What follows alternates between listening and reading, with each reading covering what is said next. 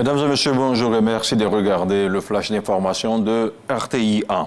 Le président de l'Assemblée nationale de Côte d'Ivoire, Adama Bictogo, accompagné d'une délégation de parlementaires ivoiriens, participe à la 149e Assemblée de l'UUP à Genève, en Suisse.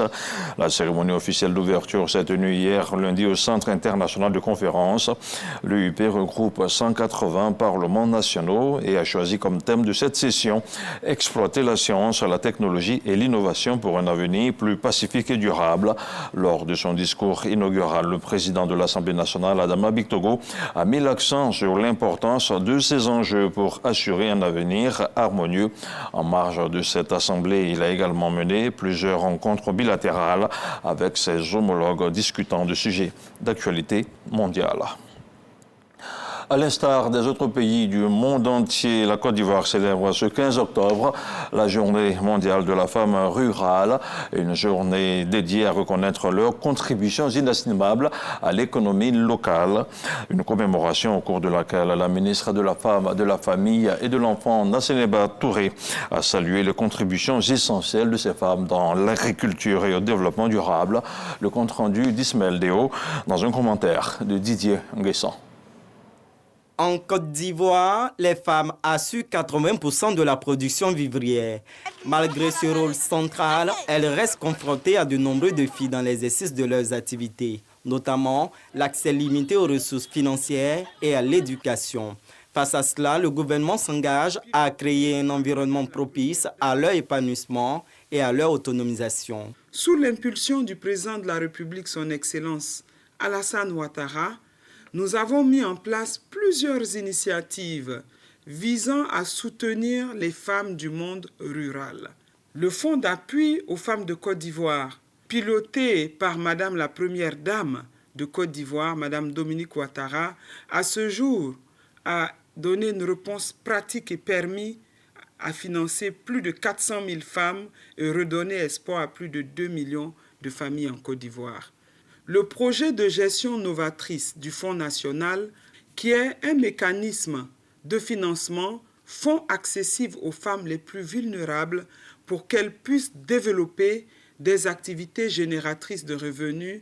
Ensemble, nous pouvons bâtir un avenir où chaque femme a la possibilité de réaliser son plein potentiel.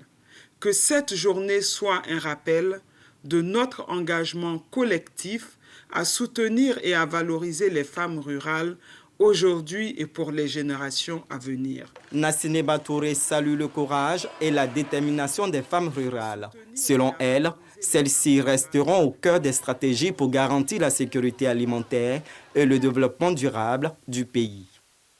Un mot de santé à présent. Du 18 au 24 octobre prochain se tiendra une campagne de vaccination contre la rougeole et la rubéole à l'intention des enfants âgés de 9 à 59 mois.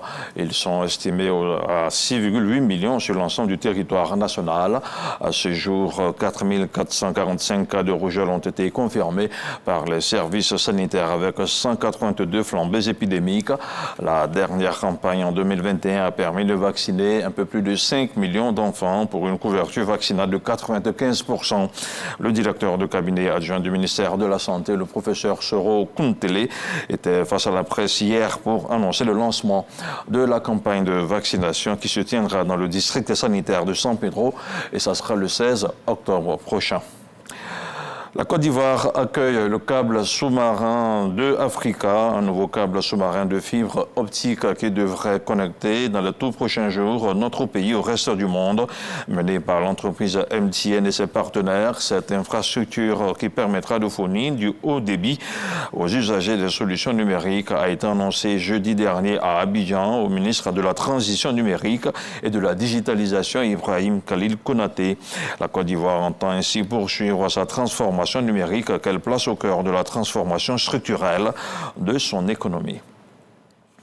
Dans l'actualité sur le continent, au Nigeria, touché depuis plus d'un mois par de terribles inondations, l'État de Kogi, dans le centre du pays, redoute désormais d'être confronté à une crise humanitaire majeure et lance un nouvel appel à l'aide.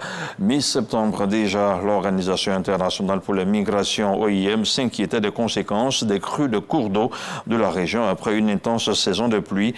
Selon les chiffres communiqués par l'administration, les inondations ont ravagé plus de 200 localités et près de 2 millions de personnes sont actuellement sans abri. Des écoles et des hôpitaux ont également été détruits.